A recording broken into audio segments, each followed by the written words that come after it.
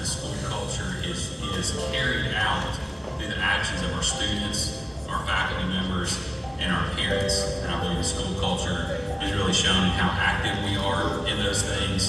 The school culture is lived out through the things that our students are participating in. But honestly, school culture, to me, is about the way people are treated. The way we treat each other in the hallways, the way we treat each other in the classrooms, and the way we treat each other outside of school. I believe that's what school culture is. I think bullying happens when someone is insecure or is unsure about what they're doing, or just mainly peer pressure. I think it affects people physically, emotionally, and mentally. It matters how you take it. Some people would take it very harsh, and some people would just kind of let it go. My name is McKinley, and I think bullying happens when people are different from ourselves because it's not what we're used to, and people don't know that it's not okay to bully.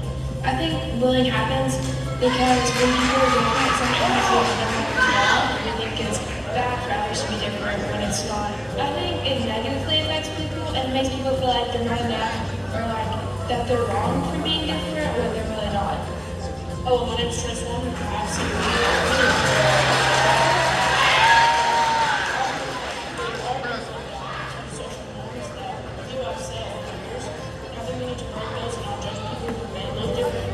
Different, we come from different backgrounds. I have witnessed people being left out when they got lunch, and so everybody at COE knows people have felt left out before, and we all know how it feels. So we can invite people in to our group. We can just check on them, but also like don't like also leave people out because we all do that. So we can all bring them in and just show them that it's a safe place in that home. My name is Abius Kanan, and yes, I've definitely seen somebody left out in the lunchroom, whether they're being left out of the conversation or sitting alone.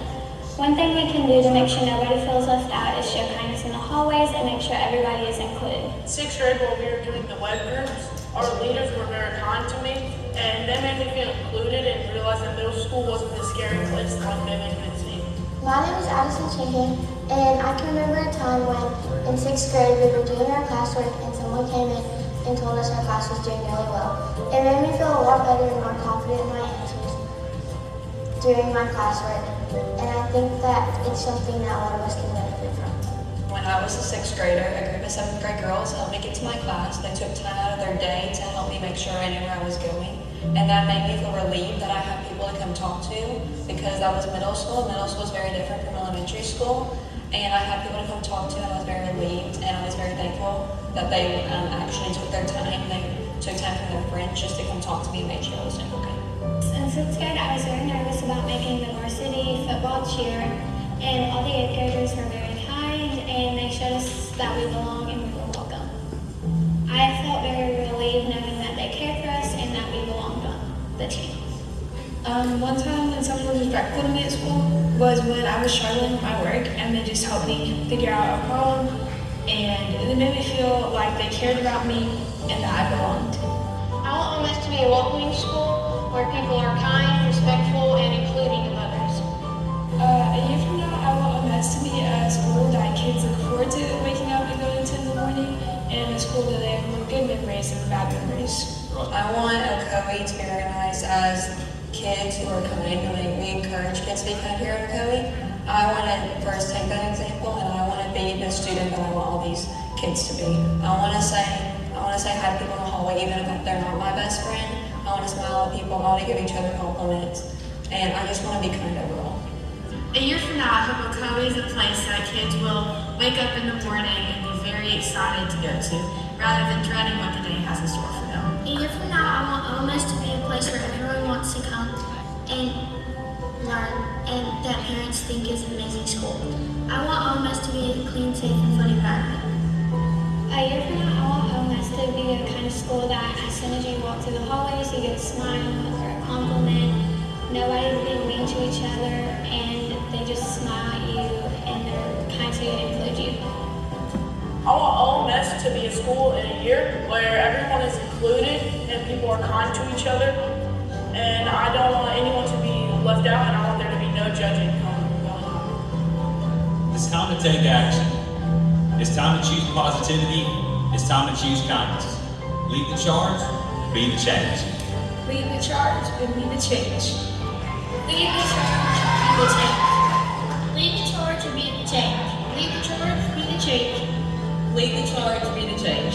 Lead the charge, be the change. Lead the charge, be the change.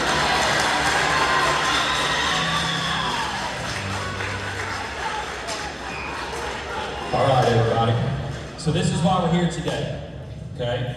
We're here today to promote behavior, positive behavior, leadership skills, kindness. Those are the things we want to see happen in our school every day. You guys, as 8th graders, I know we've got some 7th graders in here too, but you guys as 8th graders are the gatekeepers of our school culture. It starts with you guys, okay? So we're going to talk about being kindness. That is why we were here. So without further ado, let's hit that video, Mr. Hughes.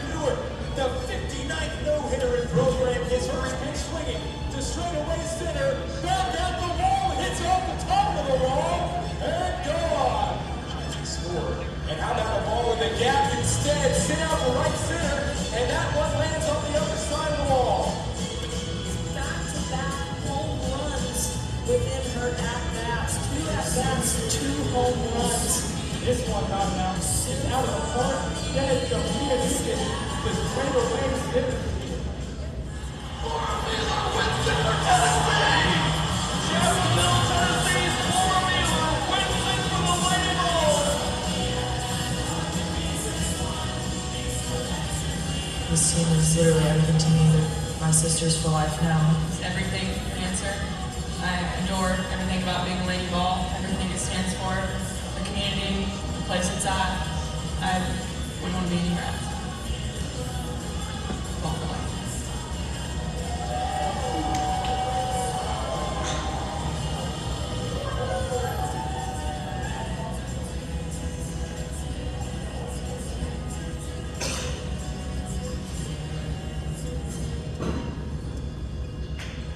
All right, ladies and gentlemen, today we've got some special guests joining us. Today. So let's welcome to the stage members of 2025 Tennessee Lady Vols softball team.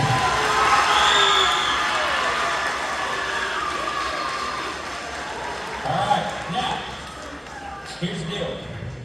We need you guys to be a good audience. The first one really well. So these ladies have taken an opportunity. Clipboard, Dr. Delbonis.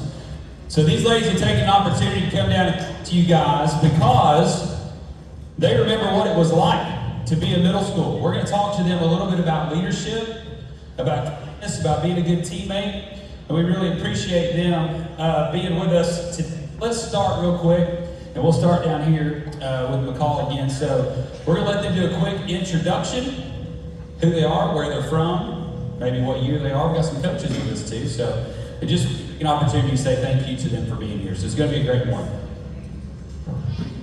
I'm McCall Sims. I'm a freshman from Martin, Tennessee, and I'm a utility player.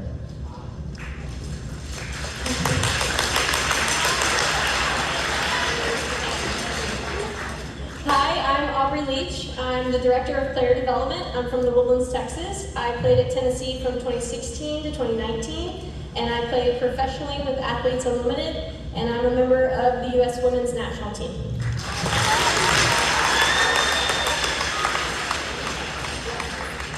Hi, everybody. My name is Stephanie Sanders. I'm an assistant coach. I'm originally from Lima, Ohio, and I think we just got done talking to grades 6 and 7. I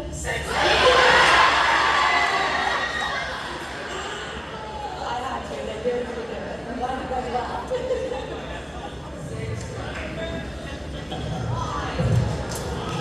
Hi everyone, I'm Mackenzie Butt. I'm from Garden Grove, California, sophomore, and I'm a first baseman.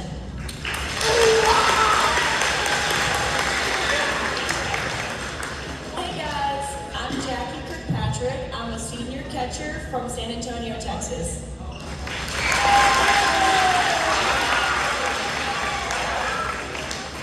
My name is Laura Dukes. I'm our Director of Operations, and I am originally from Jefferson County, Tennessee.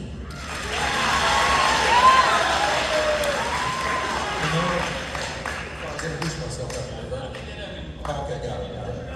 All right, so one thing we want to make sure you're aware of, real quick. One of our coaches didn't mention, but she didn't mention the next step. Coach, do you have a gold medal? Oh, gold medalist on the stage, people. I think she was if we get to 10, they'll need a 2-time gold medalist. I didn't want her to get too cocky and say 2 times. 2-time gold medalist on stage, people. 2-time.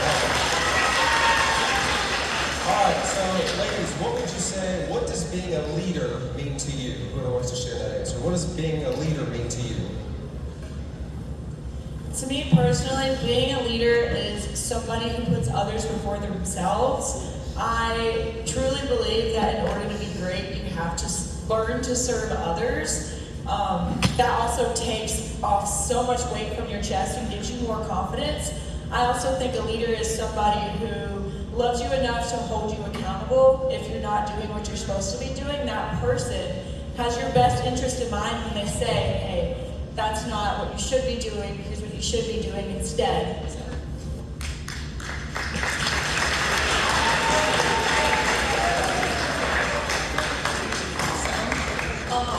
We talk about how every decision and every action that we take is with the best interest of the program at heart, right? And so how are we going to impact those around us, like Jackie mentioned? Everything is for the people to our left and to our right. Every decision, every action. So. Hey guys, listen, I know you want to appreciate their answers, and I do appreciate that. Okay, but we're going to have quite the conversation up here. So let's just hold. I know they appreciate it, but let's hold the applause until afterwards, okay? And that way we can get through some of these questions because they really got some great stuff to talk about, and we want to make sure that we get a chance to. You guys get to hear all those answers, okay? I appreciate that. All right, so let's jump into some. There was somebody else going to answer that question? Okay. So our next question: when things get tough, or things are hard, or just on a day-to-day, what are some things you guys do to encourage each other and your teammates? I would say definitely when things get tough is pouring yourself into your teammates. If you have a bad at-bat or if you're having just a bad day in general, just like going to the next person and being like, hey, I'm here for you, or what do I gotta do to like lift you up? And like one thing that the whole team just did was called Warrior Mindset, and we had military men come in and train us. And one of the things that really helped when we were in pain during the workout, like we were right there, like in our teammates' ear, saying like, "Hey, you got this," and it was really crazy. Like you didn't feel the pain anymore, and that was like absolutely insane. It was like literally magic. Like I could not I was focusing on my teammates more than myself, so like I did not feel the type of pain I was in. So like just pouring yourself into your friends and your teammates makes the huge difference.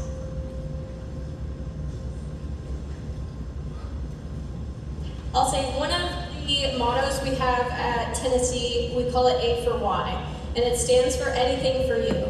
So our mindset at practice, at games, but really on and off the field is anything for you. So I'm not looking internal, I'm looking for the person that I can help outside myself. And then the other flip side of that, talking about leadership, we talk about calling each other up, not calling each other out. So calling each other out tends to be a little negative connotation and it sounds a little aggressive, but when we talk about calling each other up, we set a standard and we hold people to that standard, and if everyone is doing that and buying in, that's when great things happen. And so for you guys, that's in the classroom, that's off the field in your clubs, your external activities, things like that, sports.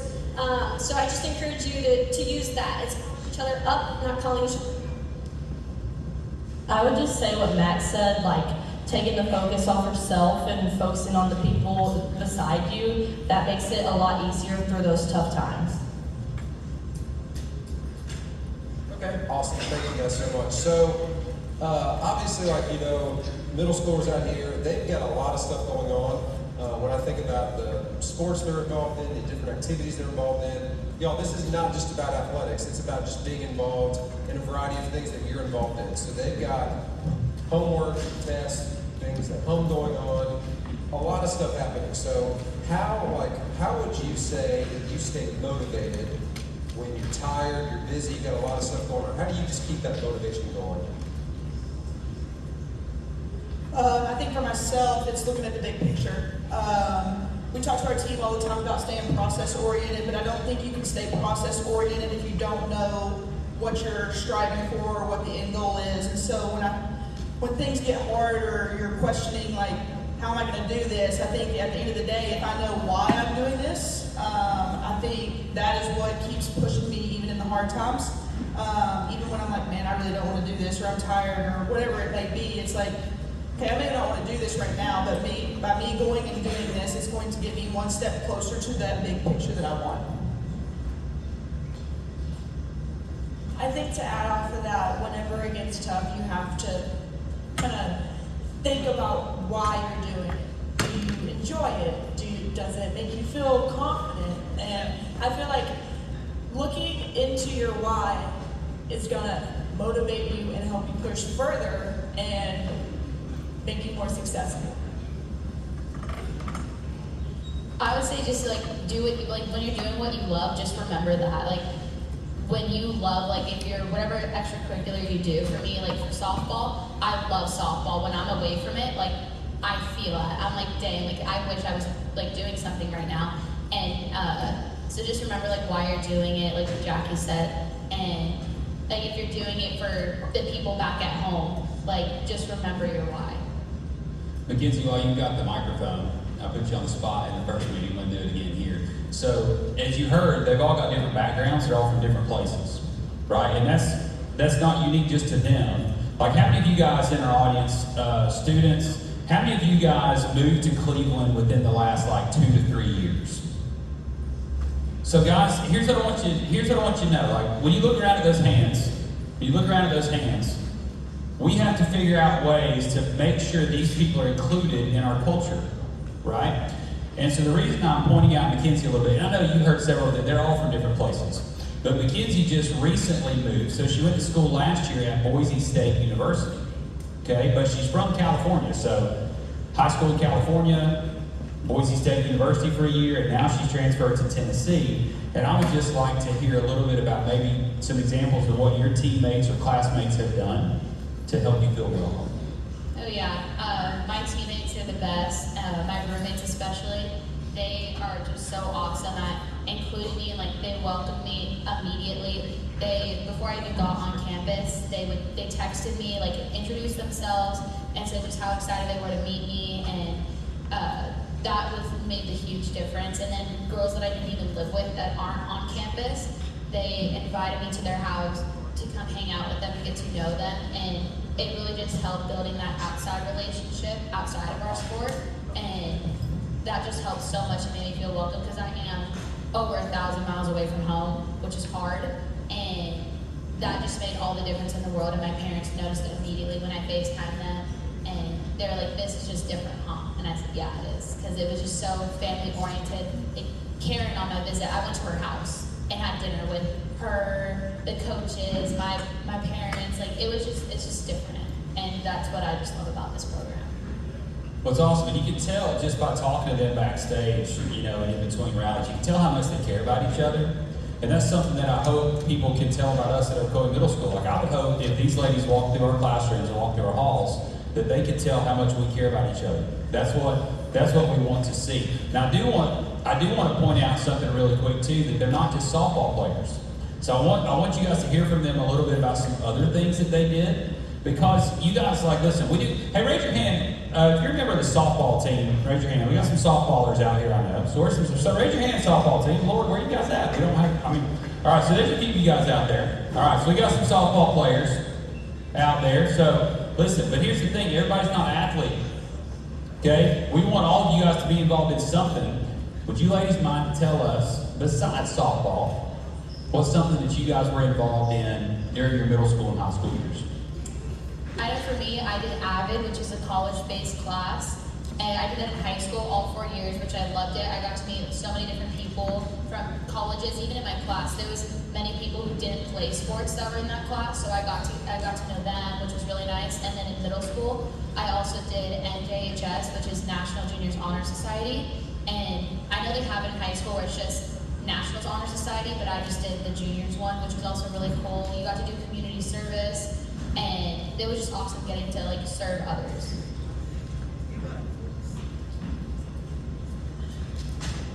I did a lot of clubs like Matt did, and that just put me around different kids, and I got to know them and know their personalities rather than just being a part, like knowing the softball girls. So that really helped me and just surround myself with other people. Yeah, high school, middle school was a long way away, long time ago, but similar to these guys, student council, honor society, I did a lot of volunteering in assisted livings, and I just want to encourage you that it's super important to be involved, right? If you're curious about something, try it, because you get to be a part of different groups and you get to learn about different, other people, which is a big deal. So yeah, I just encourage you, if there's groups, clubs, that, be involved in whatever just sparks your curiosity. I'd say some of the coolest things I did in middle school and high school, and the memories I have where I laughed the hardest, came from my club activities. I was in science fair, I did art class, ceramics, I also played an instrument in middle school. I was trying everything and anything that I thought I could possibly have an interest in, because in middle school and high school I didn't know what I wanted to do.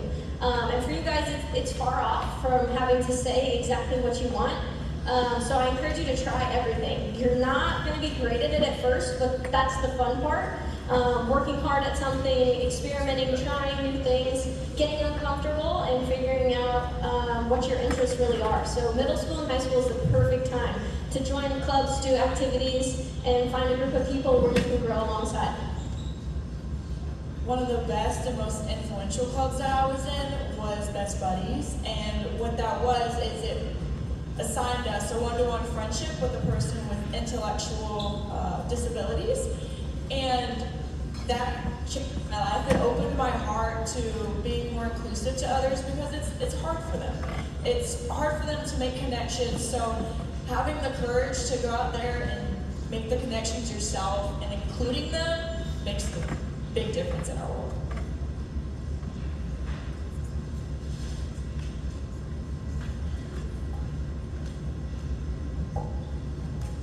So here's the deal.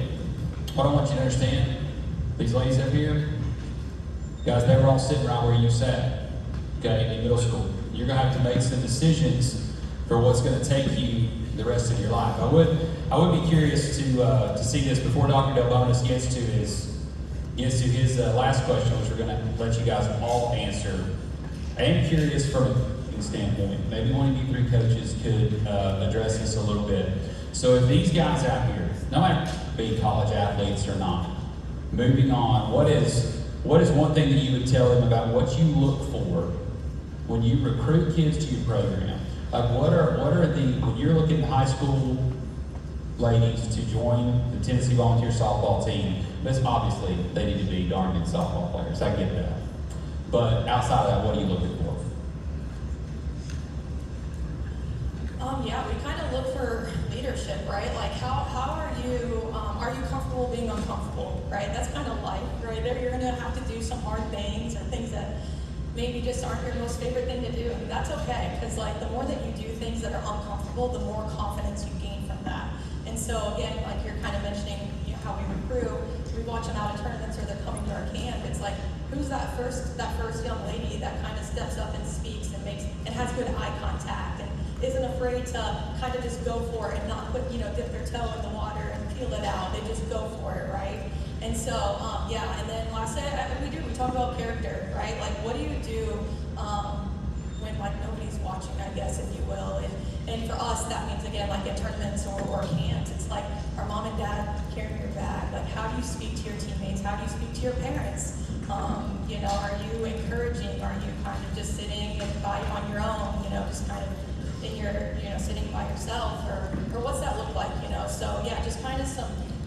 checks and just how you're able to handle comfortable a little bit. I'd say one of the other things is, are you a good teammate? And it's not just sports related. Are you a good teammate in life with your friendships, your relationships, the groups and extracurriculars you do? Are you a good teammate? Are you sitting there looking for ways to help the people to the left and right of you? Or are you the first person to grab only your stuff and leave and not anyone else? Are you inclusive? Are you helping the people around you? Being a good teammate is going to set you ahead in life. And so if you can learn that now, you're going to be bounds ahead in life. Thank you so much. Dr. Delbonis, we're going to hit the last question we're going to ask all of them to leave us with, and then we're going to send the Lady Vols off the stage in a special way. We'll talk about that in a second. Go ahead, Doc. Awesome. So last question, what is one piece of advice that you would leave our school with about kindness or leadership? Pour into others. I think when you can look outside of yourself, it gets you looking in a different direction. You're not as internal, noticing all the things you're struggling with personally, but when you're also looking to the people to your left and your right, because you're not looking internal, it gets you out of that box as well. But pouring into other people helps you so much more. And I think when you can uplift them, help them grow as well, and in the meantime, you're growing as well. Yeah, to go off of that, having the courage to serve others before yourself is going to, one, take all the pressure off of you. It's going to make you a better person, give you better character. But yeah, being selfless is like one of the greatest things that you could ever do. I challenge every one of y'all to find somebody and make their day special by doing something for them. It's asking them, hey, what can I do for you, instead of, hey, what can you do for me? I would say just giving grace to others. You never know what somebody's going through. It could just be a major thing in their life, or they could just be having a bad day, and you going up to them being like, hey, how are you? Or like, how can I help you? Like Jackie said, can just flip their day around and make their day that much brighter. So. Yeah, kind of what Jackie said. I guess set a goal for yourself every morning when you wake up. And ask yourself the question, how can I positively impact one person today? It's easy, right? Like, it takes nothing. One person every day. That should be your goal as soon as your feet hit the floor when you wake up in the morning. And then two, I just think live by the golden rule, which is just treat others how you want to be treated. It actually really is that simple. It is that simple. Treat others how you want to be treated. Kindness looks different. It doesn't have to look the same, whether it's sharing your pencil breaks or someone's pencil breaks and you share yours with them, whether it's seeing someone sitting alone at lunch and hopping down next to them, or just starting a conversation with someone you've never talked to. Kindness looks different, and so I encourage you to find different ways to reach out and be kind to others. I would just say treat people the way you want to be treated. You never know what someone is going through, so you can always be kind. Great advice. Now here's the deal. If you've not had the privilege to go into a Lady Vols softball game, or a Lady Vols basketball game, or sometimes a Lady Vol volleyball game, there's this group of people that are called the Lady Vol Locos. Okay, now these people are nuts. And what I'm telling you, you can look them up. Just like watch a game on TV, you'll see them, you'll hear them. They always put them on camera. And these are people who support the Lady Vols no matter what. I mean, winning, losing, they travel with them all over the country. They're at the College World Series, they're at the SEC tournament, they're everything. And so they send them off, Lady Vols, after every game by saying, just like this, they go, Lady! And then the crowd says, Vols, right? Pretty simple. So let's practice it. Lady! All right. So, after the game, these ladies every game come to the dugout. They come to the dugout, and in front of the dugout, and they look up in the stands, and they say, Lady, and the crowd says, Vols. All right? So they've agreed to do this with us this morning, but I think we owe it to them to try to give it our best effort. Now, here's the cool thing, too. This is a point I didn't make in the first round. Do you have to be a fan of a team to appreciate somebody on another team? And it's not just sports. I'm talking about anything in life. You can appreciate somebody different from you. And I'm going to use Dr. Delbonis as a good example of this morning. Okay? Because at heart, Dr. Delbonis is an Ohio State fan. All right? I know, exactly. And I appreciate that. We don't teach anybody to boo unless it's Ohio State or Florida or Alabama. But here's what I'm going to say. But here's a great example, guys. And this is a great example for you from a leadership perspective. Because Dr. Delbonis and I, when he and I started talking about the Lady Vols being here, I mean, he and I are like, giddy, we're excited because we love sports, okay? I'm a Tennessee guy. That's who I am. Like, I love watching these ladies play. But here's the deal. Dr. Delbonis today, he's got the Nike Tennessee pullover, he's got his Tennessee Jordans on, like, he's all ball today. He did that to show respect for the group of ladies that's on our stage. So my point to you in that is you can appreciate people who are different from you. Just because you're not a fan of the same team or something like that doesn't mean you can't be kind to other people. All right, so that's my little preaching for the day. So here we go. Let's go with the Lady Vols chant. Y'all ready? So here we go. Lady Vols! Lady Vols! Lady Vols! All right, great job. Now, would y'all mind to get like a stage selfie like with the group? Is that okay? So you have fun. All right, everybody smile. We're going to get a stage selfie real quick, and the next longer than you are. Stage selfie, everybody. Smile big. You're going to be famous today.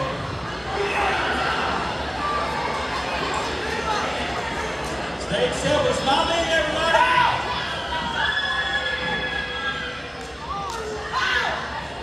Thank you all very much. All right, Miss Lockery.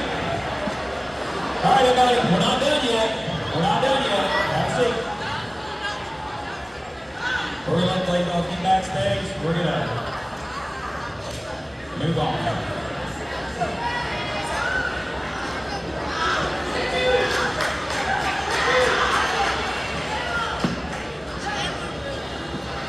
Good morning, everyone. I'm Miss Lockerbie, and this is Miss Wilson, and we are part of your counseling team here at OMS. We've been so excited to come together as a school today to talk about what it really means to lead the charge. So far, you've heard from some of our own students, as well as some amazing student athletes and coaches from the University of Tennessee, and now you're going to get to hear from a couple more programs within our community that are making an impact every day.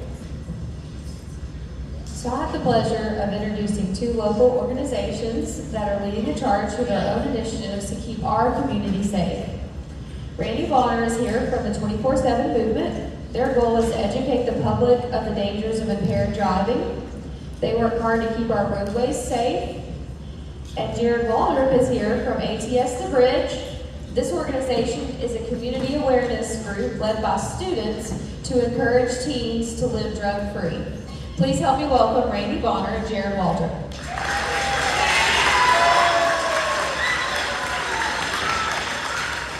I want to take about 2 minutes and just share with you the story behind the 24/7 movement and how it could relate to you leading the charge and helping us be the change. So on Christmas Day 2022, the Dillard family, which you see their picture on the screen, this is their last family Christmas photo together. They hopped in the car after exchanging some gifts at home, and they were heading to a final Christmas celebration on Christmas Day, when they were hit head-on by a drunk driver. That driver was driving under the influence of alcohol and had a blood alcohol content way over the legal limit. As a result of that, Brittany and Dustin pulled instantly. Here's a photo of that car after the crash. And their 3 boys were critically injured. All because of one person's decision to drive and drink. So I want to encourage all of you that choices matter in your life, every day of your life. It was touch and go with the 3 boys. We were told the 2 oldest would not survive, but by the actions of the first responders, by the seatbelts that they were wearing, the car safety their parents had always encouraged and emphasized, and by God's grace, they're with us today. A lot of surgeries. The middle child had to learn how to walk again, but this is the first time, this picture you're going to see next, is the first time these boys are together after 7 weeks being apart. And so you got Big Brother putting his arm around his 2 younger brothers. He's the protector out of the 3. Here's the first time the boys are back in church together. They're incredible, but listen, because of one man's choice, they're living life without a mom and a dad. And then here's a picture from just a couple of weeks ago, in case you're wondering how they're doing today. This is at Walker Valley High School, the Walker Valley cheerleaders during Friday Night Lights, a big initiative that we do. And they're enjoying life. Again, brother is taking care of the 2 little ones. But they're our heroes. They're the story. Their ages at the time of the crash, 2, 4, and 7. So I want to go to this last slide that I want to share with you, and then I'll be finished. So here's how it can relate to you. You leading the charge and being the change. Choices matter. You make 30,000 choices every day of your life. When it comes to these things that are so important to us, when you're getting in your car, always wear your seatbelt. I know you're tempted not to do it. You want to have that freedom not to be restrained. Wear your seatbelt. Every time you don't wear your seatbelt, it increases the chance of you being hurt if you're in a car crash by 50%. Okay? So wear your seatbelt. It's one of those things that saved the boys' lives was having their car seats and having their seatbelts securely fastened. Phone down. How many of you have a parent, grandparent, somebody you've driven with that texts and drives? All right. Majority of you in this room. Listen, I want to ask you this. Listen.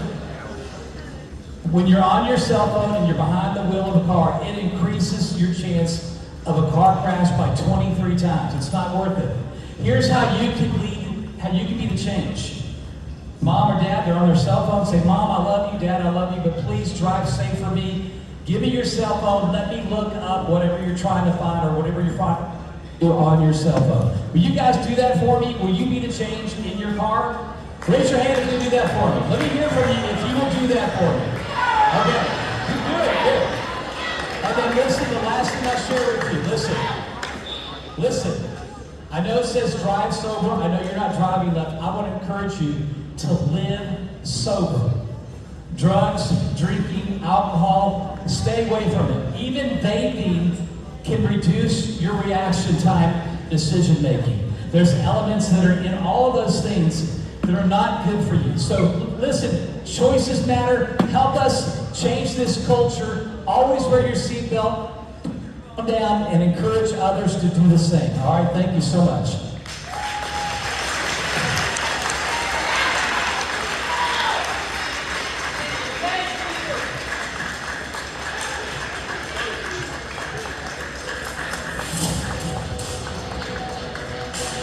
We are Awareness 3 students. We are the next generation. We are the community. We are the sons and daughters. We are taking the lead. We choose to live empowered. We have purpose. We're moving forward. We're not backing down. We choose to live drug-free. The stats won't tell our story. We choose freedom, not addiction. We choose a bright future, not depression. The hardest person to lead is myself. And I'm up for the challenge. We choose focus, not anxiety. I refuse to be held back. Nothing will hold me down. We're moving forward. We're going higher. We are united. For our friends. For our families. For our teams. For our schools. For our community. Drugs aren't an option. Where my life is headed is too important. We are the future. And we're taking the lead. We are taking the lead.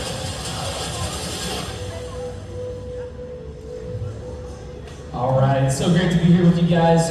We have such an amazing community. You saw so many high schoolers on that video that are a part of ATS, our ambassadors, and right now we have 376 ATS ambassadors spread out between Walker Valley, Bradley, and Cleveland high schools. And look, as you guys head into high school, especially those of you that are 8th graders right now, man, come be a part of something that's bigger than you. Be a part of something that's got, being a leader, join up with us and help charge in promoting a healthy, drug-free lifestyle. And here's the thing, Yes, we talk a lot of. You guys have heard us give our presentations. It's not just no to drugs, but it's about saying yes. That's full. A life that's full is good, healthy choices, and that means you taking the lead in your own and focusing on making good, wise choices that are going to build your life and not tear it down. That you allow to place the attitudes that you show up to life with, the things and the choices with life. So make it good. Don't let life just happen. You have to life. And go ahead and lead the charge. And when you're leading the charge in your own life, taking the lead, guess what? You're going to influence everyone else around you to do the same. Thank you guys for your time. All right, we're going to get you guys out of here. Here's what I'm going to tell you. The point of today, do something different. Be the change. Make it happen. Be kind to those around you. Make somebody's day better. Next Wednesday, you guys are going to get a chance to sign the banner outside the cafeteria, and that is going to be your commitment to being the change. Now, two things I want to say. I want to say a special thank you to Mrs. Lockerbie for making today happen. She did a great job overseeing this event. I want to say thank you to Southeast Bank, who sponsored this whole event. I want to say thank you